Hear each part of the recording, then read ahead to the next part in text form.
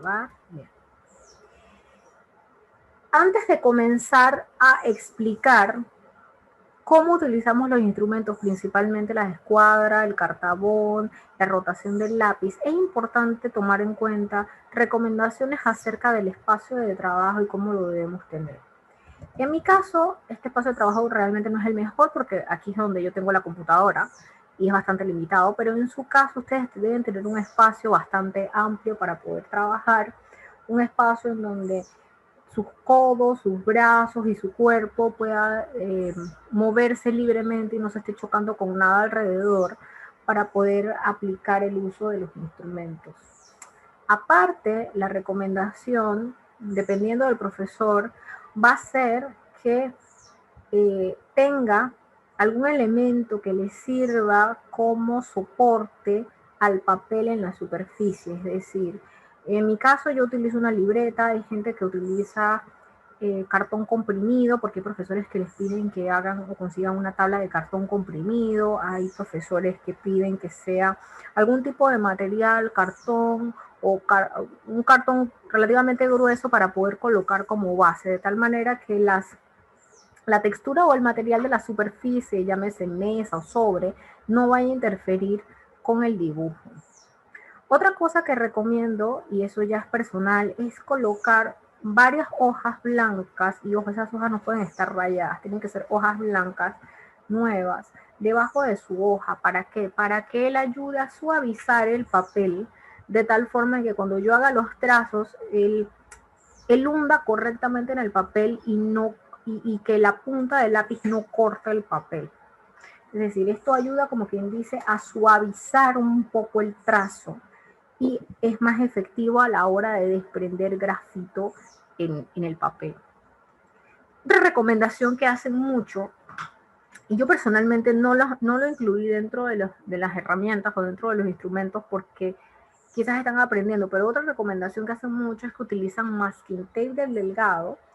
Ese masking tape lo agarran, le quitan un poco el pegamento, es decir, se lo pegan en la mano, se lo pegan en la ropa, y después que el masking tape como que ha perdido un poquitito de pegamento, lo pegamos en las 4 esquinas. Eso, al pegarlo, lo que asegura es que el papel se fije y no se vaya a mover o no se vaya a desplazar. Sobre todo cuando tenemos que emplear instrumentos o desplazar la escuadra del cartabón, porque se van a dar cuenta que ustedes necesitan asegurarse que el papel esté lo más fijo posible para que no haya movimientos y los movimientos no permitan que se nos vaya a torcer el dibujo. Lo ideal es que el dibujo se mantenga lo más recto posible, que el entorno, el papel, la configuración se mantenga fija, de tal manera que yo pueda mover la escuadra y el cartabón libremente sin crearme a mí algún tipo de distorsión en el dibujo. Hasta aquí, ¿todo el mundo claro? Sí, profesora. Bien. Cuando nosotros utilizamos el cartabón, utilizamos la escuadra, lo primero que tenemos que tomar en consideración es lo que vamos a hacer. Cuando nosotros hacemos el marco basta con que nosotros utilicemos la regla y con la regla nosotros medimos, como quien dice, las dimensiones de ese marco, marcamos como quien dice los puntos, obviamente con la regla, nos marcamos y lo que hacemos después sencillamente con la escuadra y el cartabón es que nosotros trazamos rectas desde los puntos que tienen las dimensiones. Es decir, si aquí yo tengo el primer punto y acá tengo el segundo punto, pues basta con que yo alinee entonces mi escuadra y yo tiro entonces mi recta para hacer el marco. Eso es bastante sencillo, eso es bastante básico, eso de pronto en la escuela lo hicimos. ¿Dónde la cosa nos cambia? Cuando nosotros tenemos que utilizar el instrumento para poder dibujar nuestros contenidos. Vamos a decir que nos toca a nosotros dibujar líneas de 45 grados. O sea, si nos toca dibujar líneas de 45 grados, quiere decir que yo voy a utilizar como instrumento la escuadra y yo voy a utilizar como base entonces el cartabón.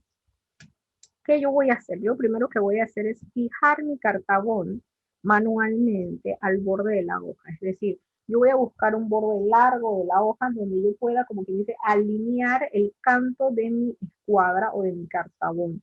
En este sentido, yo lo voy a alinear a este lado. Tengo que tener mucho cuidado y asegurarme siempre de que el borde de la hoja esté alineado al canto del cartabón de tal forma de que él no se vaya a mover y que al moverse pueda distorsionar lo que estamos dibujando con la escuadra. Entonces, yo aquí tengo siempre que estar pendiente que mi canto, es decir, mi borde, siempre esté alineado con el borde del papel, no torcidito, porque ya este tipo de distorsiones pues me van a afectar un poco el ángulo de la escuadra.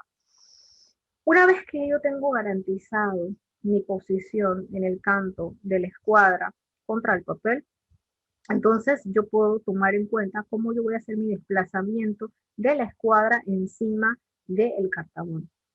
Si ustedes vieron las instrucciones que se dieron en la clase pasada, se supone que en este caso el cartabón se va a mantener fijo y usted va a tener entonces lo que es la escuadra moviéndose hacia su mano derecha. El desplazamiento a la hora de dibujar siempre va a ser de izquierda a derecha, nunca al revés. Por tal razón, usted mantiene fijo acá abajo el cartabón y usted entonces comienza a desplazar la escuadra. Aquí se me queda enganchado. Ajá. Comienza a desplazar la escuadra, siempre controlando que el canto esté siempre alineado y que, bueno, yo lo puedo mover libremente sin que se me choque o se me golpee con cualquier otro elemento. Si yo quiero asegurar que de verdad esta colocación está bien, basta con que yo también alinee, como que dice, el canto de mi escuadra y me dé cuenta que tanto el canto de la escuadra como el canto del cartabón están alineados con el borde del papel. La mano izquierda va a reposar fijamente en la parte de abajo, fijando el cartabón, mientras que la mano derecha se va a mover hacia la derecha a medida que vamos avanzando en lo que vamos dibujando. Me dicen a mí, bueno, vamos a trabajar unas líneas que tienen de separación medio centímetro y son verticales o son a 45 grados. Vamos a ver qué pasa en el primer caso. En el primer caso, me dicen a mí, vamos a trabajar unas líneas verticales de punto 5. Entonces, lo que yo voy a hacer primero con la regla es que yo voy a marcar una línea con todos los espaciamientos de punto 5. Y esa línea no es que yo voy a dibujar la línea, sino que yo voy a marcar puntitos en donde sería el espaciamiento. Esos puntitos yo los voy a marcar con lápiz H de tal manera que no se vean. Recuerden que el lápiz H no marca mucho, sino que permite nada más hacer puntitos y ya. Esos puntitos no me deberían manchar el papel, yo no los debería ver. Entonces, una vez que ya yo marqué las separaciones, y es un puntito diciendo a dónde queda medio centímetro, entonces yo voy a venir con mi escuadra. Si yo voy a dibujar líneas rectas, yo luego con mi escuadra y lo que yo voy a hacer es que yo voy a fijar y voy a dibujar mi línea vertical. Ya la dibujé bien, bueno, sigo aquí. Si se dan cuenta, cuando yo hago este movimiento, el lápiz se está rotando, no se está quedando fijo, yo estoy rotando mi lápiz. Yo también tengo que tener control sobre el cartabón y sobre la escuadra de tal forma que no se me tuerza la posición en la que se encuentra. Y de esta manera entonces yo dibujo mis líneas. No sé si se notan, pero las líneas se deben ver todas iguales. No dije gorditas y flaquitas, ellas se deben ver con el mismo ancho desde que comienzan hasta que ellas terminan. Y de esta forma yo voy desplazando y yo voy haciendo mis líneas verticales. Que me toca hacer entonces líneas diagonales a 45 grados, pues yo sencillamente viro mi escuadra a 45 grados. En este ejercicio, si yo voy a trabajar líneas a 45 grados, lo que yo hago es que yo marco en el papel las separaciones de punto 5, por decir algo, y entonces yo paso con mi escuadra donde están los puntos y yo voy a igual trazar la línea y rotar el lápiz, trazar la línea y rotar el lápiz, trazar la línea y rotar el lápiz de tal manera de que yo haga líneas paralelas con esa separación o ese espaciamiento.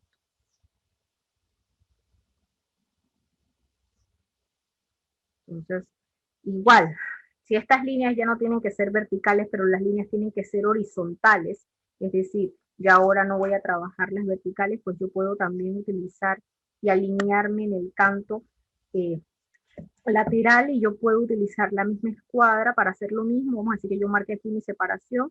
Lo que yo hago en este caso es que yo tengo el cartabón y la escuadra fijadas canto con canto y yo puedo hacer esto.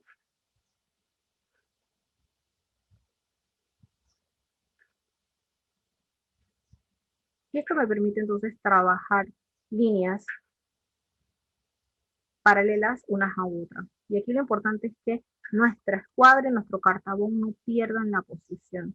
Si me están pidiendo a mí ahora líneas que tengan 30 o 60 grados, pues la relación cambia Ahora yo no voy a utilizar mi cartabón como base, sino con mi escuadra. Y también puedo replicar el mismo ejercicio de que el canto de la escuadra quede alineado a la hoja. Igual, si me dicen a mí, ángulo aquí de 30, pues yo agarro aquí y yo tiro. Incluso este método todavía hacerlo de este lado es un poco más sencillo. Yo puedo hacerlo de la misma forma y así yo garantizo entonces mi espaciamiento y mis líneas paralelas. Si se dan cuenta, yo cada vez que trazo la línea, no pude ver, trazo la línea, yo voy rotando mi lápiz para que haya una correcta rotación y la línea se mantenga lo más pareja posible en su extensión. Hasta aquí, ¿alguna duda?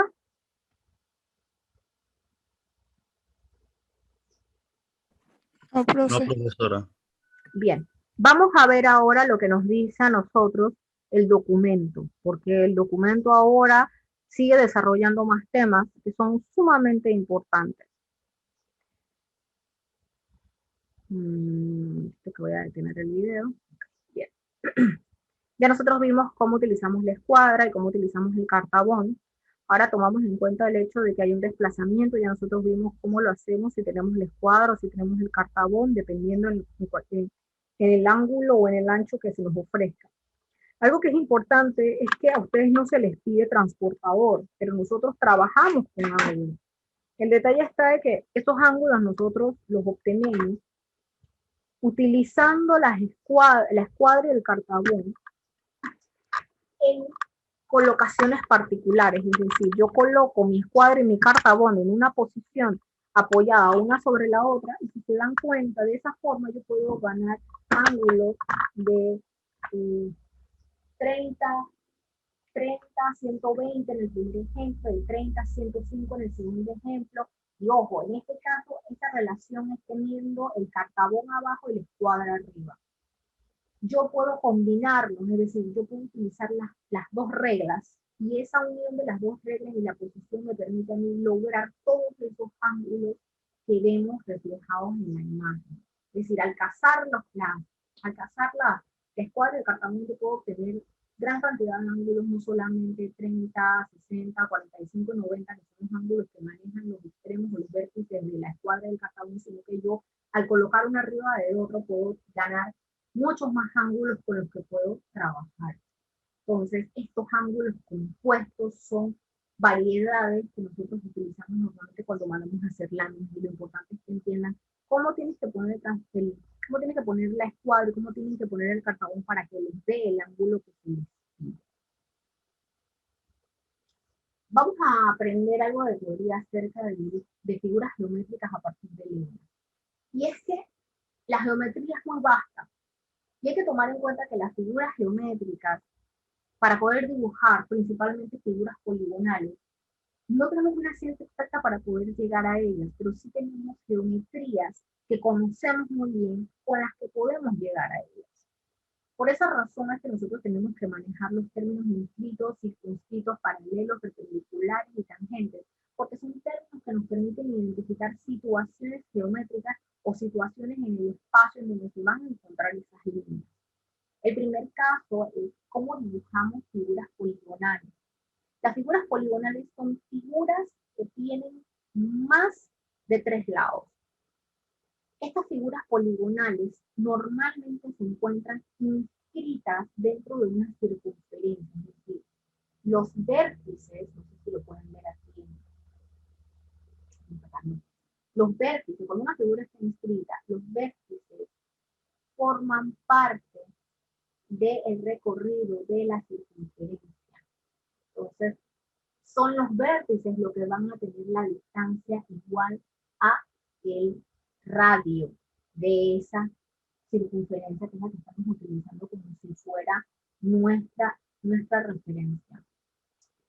Al tener un radio definido, es más fácil poder darle un tamaño a esta figura. Y es que utilizamos la figura del radio como la referencia para saber qué tan grande o qué tan pequeño va a ser una figura poligonal. En el caso del círculo, yo comunico el círculo en un lugar particular. Yo utilizo la figura del cuadrado como una referencia para poder inscribir el círculo.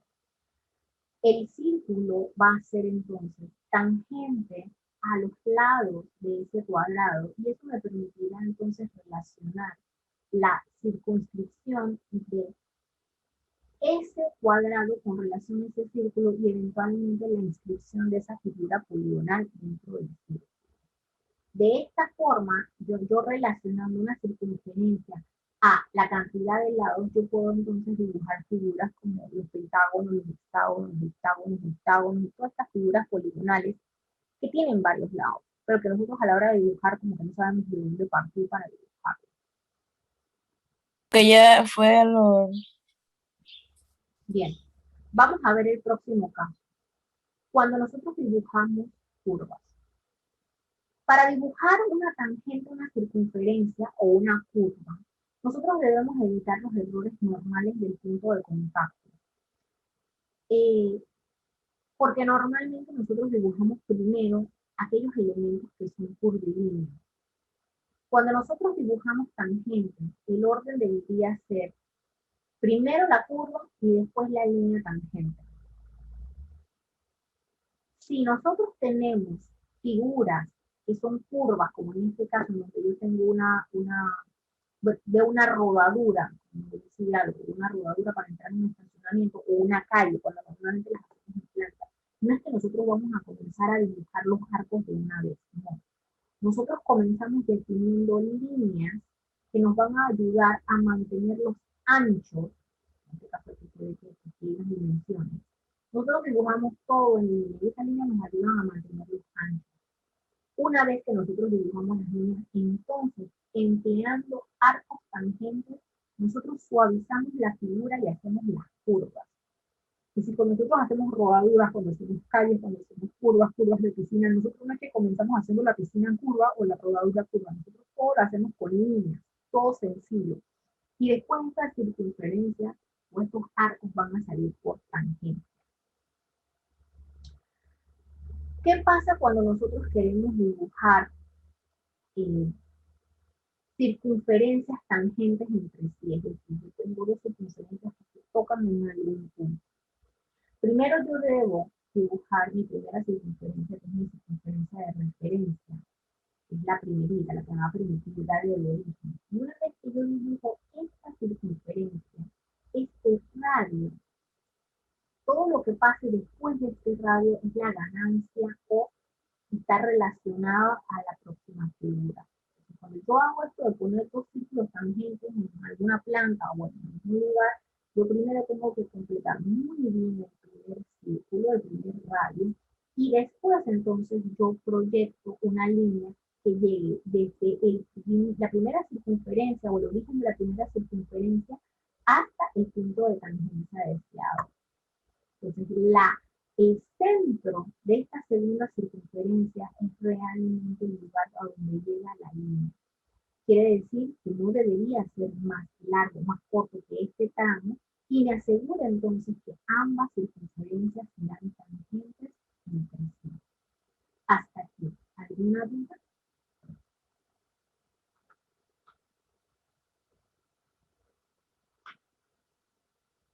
¿Ninguna duda?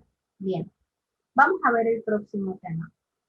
El próximo tema que nosotros vamos a ver es el alfabeto de líneas. El alfabeto de líneas es lo que nos permite a nosotros entender o diferenciar qué cosa es el contorno, qué cosa es un borde, qué cosa está atrás, qué cosa está adelante, qué cosa es una línea guía, qué cosa es el alfabeto de líneas. Es el lenguaje que nos permite a nosotros entender qué hace esa línea en el espacio. Una línea continua no tiene el mismo significado que una línea segmentada, porque una línea segmentada es una línea que está oculta, que esos objetos están ocultos, que esos objetos están más adelante o más atrás.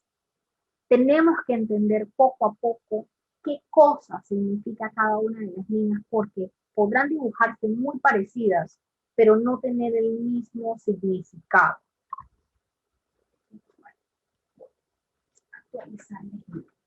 Bien. Vamos a ver en detalle cada una de las líneas. Y de esta forma se van a dar cuenta entonces que cuando yo les pido una línea segmentada, me estoy refiriendo a una línea oculta. ¿Y por qué una línea guía se hace de la forma que se hace? Es importante tener muy claro el porqué de las cosas. Vamos a ver la primera línea. La primera línea es una línea continua. Las líneas continuas son líneas que nos permiten perfilar el contorno de los objetos. Las líneas continuas nos permiten definir los bordes, nos permiten definir los límites, nos permiten dibujar una figura y entender hasta dónde llegó esa figura. También nos permiten entender si esa figura se está intersectando o si hay una zona de intersección. Nos permite entender qué tan profundo se encuentra el objeto si esta línea presenta calidad de línea. Por el contrario, la línea guía, que es la segunda línea que estamos viendo, la línea guía es una línea que se emplea como guía para el dibujo o para el rotulado.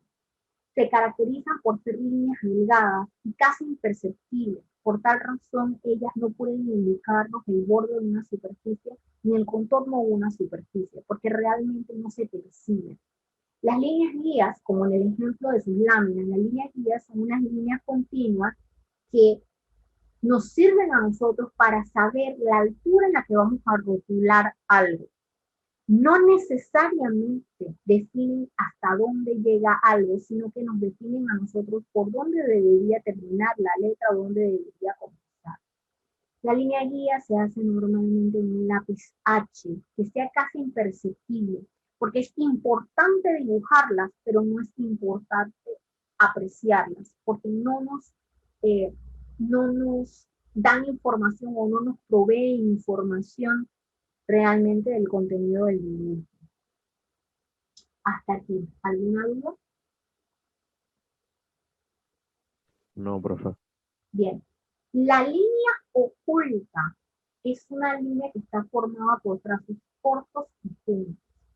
Los mismos representan a veces elementos que han sido eliminados o elementos que son ocultos a la vista. Es decir, yo tengo un volumen y yo estoy viendo cosas que están pasando atrás del volumen. Bueno, todas aquellas cosas que pasan atrás del volumen van con línea oculta. ¿Por qué? Porque eso está sucediendo. No se ve físicamente, pero por medio de una línea oculta yo puedo entender que está pasando algo más. También en línea oculta se representan aquellos objetos que están mucho más arriba que la cabeza de uno, es decir, aquellas cosas que están sucediendo arriba que nos influyen. ¿Por qué? Porque es algo que yo necesito saber que está sucediendo, pero no puede ir con línea continua, porque si no significaría que es algo que está pasando en el piso. Entonces las líneas ocultas nos permiten guiar o indicar elementos que existieron, que se van a eliminar, o incluso elementos en proyección de aquellas cosas que se encuentran en niveles superiores o niveles que están muy al fondo. Cuando uno dibuja líneas ocultas, y esto es fundamental, usted tiene que cuidar mucho el dibujo. La línea oculta es una línea segmentada, pero sí es cierto que al ser segmentada yo voy a tener una sucesión de líneas, espacios, líneas, espacios. Esas líneas, todas las líneas deben tener el mismo largo y todos los espacios deben tener el mismo ancho. Siempre. Hay veces que hacen esto, hacen una línea, un espacio, luego una línea un poquito más corta, un espacio, luego una línea un poco más larga, un espacio. Entonces, esto, no hacerlo correctamente, ¿qué significa? Que usted quizás está tratando de indicar este tipo de línea, este tipo de línea o este tipo de línea. Entonces, esto es una mala comunicación que se nos genera. Hago mucho énfasis en las líneas ocultas. ¿Por qué? Porque solemos olvidar que ellas tienen que hacerse prolijamente, que eso de las líneas y los espacios debe ser igualito siempre. De lo contrario, yo puedo creer que es una línea de centro, o yo puedo creer que es una línea fantasma. porque no entiendo realmente lo que usted está tratando de dibujar. Y las líneas ocultas son las que normalmente le dan problema al estudiante por eso, porque no pensamos que son importantes. Y son muy importantes, su expresión es muy importante. Eso de ver la linecita del espacio, la linecita del espacio es importante. Usted no puede obviarlas, no puede decir, no, eso no es tan importante y lo pasa a lápiz. No, no, no. Eso es una línea que usted cuando la hace tiene que practicarla para que la linecita del espacio y la linecita del espacio se vean igualitos, siempre. Después de la línea oculta, venimos con la línea del centro. Y es que la línea del centro es una línea que tiene como fin indicar el centro de un objeto, el centro de algo. La característica de ella es que normalmente nosotros vemos una recta, vemos un espacio, luego vemos una recta pequeña, un espacio y luego una recta grande. Eso significa que estamos próximos a un centro o próximos a un eje o próximos a una línea de referencia que me está definiendo un punto de origen o que me está definiendo un centro. Y se dibujan así, las líneas rectas, las grandes todas tienen que ser del mismo tamaño, las chicas todas tienen que ser del mismo tamaño, el espaciamiento siempre del mismo tamaño. Hasta aquí, ¿alguna duda?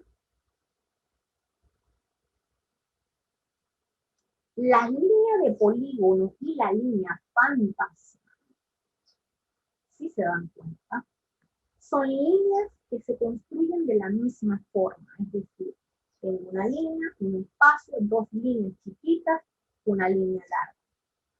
La línea fantasma es exactamente el mismo arreglo, con la diferencia que la línea de polígono siempre se va a ver oscura, siempre se va a ver gruesa.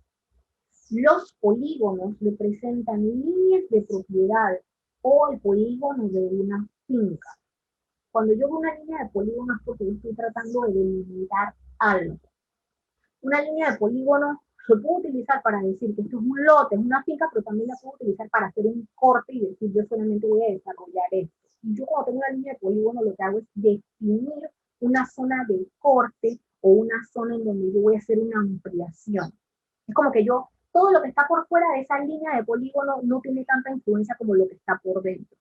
Entonces la línea de polígono tiende a tener este corte de línea grande, espacio de líneas chiquitas, dos líneas chiquitas y luego una línea grande, y donde tú la veas, tú identificas de que ahí vamos a hacer énfasis en algo que está por dentro de ella. La línea fantasma, por el contrario, es parecida en cuanto a ritmo, es decir, parecida en cuanto a las líneas, pero su diferencia está en que tiene una calidad de línea menor, es decir, se ve más delgadito. Las mismas indican límites también y indican niveles. Y son líneas que nos indican algo, pero no algo en el dibujo, sino algo para ayudarnos a nosotros a referenciar, como alturas, distancias, niveles. Se utilizan, sí, y es importante que se note que la línea de polígono va con un lápiz más grueso, es decir, con un lápiz 4B, mientras que una línea fantasma puede ir cómodamente un lápiz HB sin ningún problema. Pero siempre debe notarse que hay una diferencia entre ellas. La línea que viene es la línea de corte, y esta línea de corte, su representación o su uso, nos permite entender que nosotros vamos a cortar un elemento, pero que este elemento que vamos a cortar continúa más allá. El mejor ejemplo que me gusta utilizar con esto es, por ejemplo, yo estoy dibujando un piso, una sección de un piso, y vamos a decir, el piso es largo, largo, largo, llega mucho más lejos. Si yo coloco una línea de corte, la línea de corte me va a ir de esta forma, y yo puedo entonces llegar al final. Ya yo con esto entendí que mi dimensión aquí puede ser los 800 kilómetros que son, pero que en el dibujo yo puse una línea de corte, como que dice, abreviando o recogiendo la distancia verdadera. Porque hay cosas que nosotros dibujamos que se van a repetir, o cosas que nosotros dibujamos que son en tramos largos, pero la escala no nos las deja dibujar así. Entonces nosotros ponemos una línea de corte y se entiende de que usted en el dibujo redujo, pero que ese objeto es mucho más largo. Entonces, por eso se llama línea de corte. La última línea que vemos normalmente son las líneas de instalación, y las líneas de instalación son líneas que su mismo recorrido nos indican qué hay en él. Es decir, Cuando nosotros dibujamos gas, una línea de gas, hacemos una línea que tiene rectas, dice la palabra gas, rectas la palabra gas. Y eso me dice a mí que por donde pase esa línea hay una instalación de gas. También las encontramos para aire acondicionado. Normalmente dicen, ya yo sé que donde está esa línea me está pasando a aire acondicionado. También hay líneas de esas que me dicen donde hay agua fría, donde hay agua caliente, donde hay un sistema de rociadores de incendio. O sea, esas líneas me permiten a mí sencillamente con ver una planta o ver un dibujo que por ahí me está pasando algún elemento de instalación. Hasta aquí. ¿Alguna duda? Profe, en el caso de la línea de corte, cuando por ejemplo uno quiere hacer lo que usted mencionó, el ejemplo ese del piso, la línea de corte tiene que llegar hasta la cotación también. No necesariamente, la línea de corte después de que el quiebre toque el borde, ya usted entiende que ahí lo que está pasando es que se está cortando. Por ejemplo, yo nada más necesito esto. Ya. Con uno basta. ¿De dónde a dónde? En el extremo. Es más, a veces lo ponemos sin ni siquiera colocarle lo que sigue. Tan solo lo ponemos y ya nosotros entendemos que el objeto es mucho más grande que la dimensión. Y la dimensión puede estar aquí diciéndome la medida verdadera, pero la distancia que está cumpliendo la cotación no es la distancia verdadera. A veces pasa, a veces hay que representarlo de esa forma porque no nos da el espacio para poder representarlo. Eso ustedes lo ven más bien en detalles de edificación o detalles constructivos, pero se ve. Y lo que representa es eso, que no se pudo incluir dentro del dibujo. ¿Hasta ahí alguna duda? Bien. Yo voy a cerrar la sesión y vamos a conectarla nuevamente. Pues una vez que la vamos a conectar, vamos a tocar un tema bien interesante, que es calidad de línea. Calidad de línea sí me gusta, en calidad de línea sí me gusta tomarme mi tiempo para explicarlo, porque a veces nos podemos equivocar con mucha frecuencia. Y sí, quiero que quedemos claros, quiero que si quieren preguntar, pregunten. Así que voy a cerrar la sesión, voy a volver a conectarla para que podamos aprovechar y podamos aclarar dudas.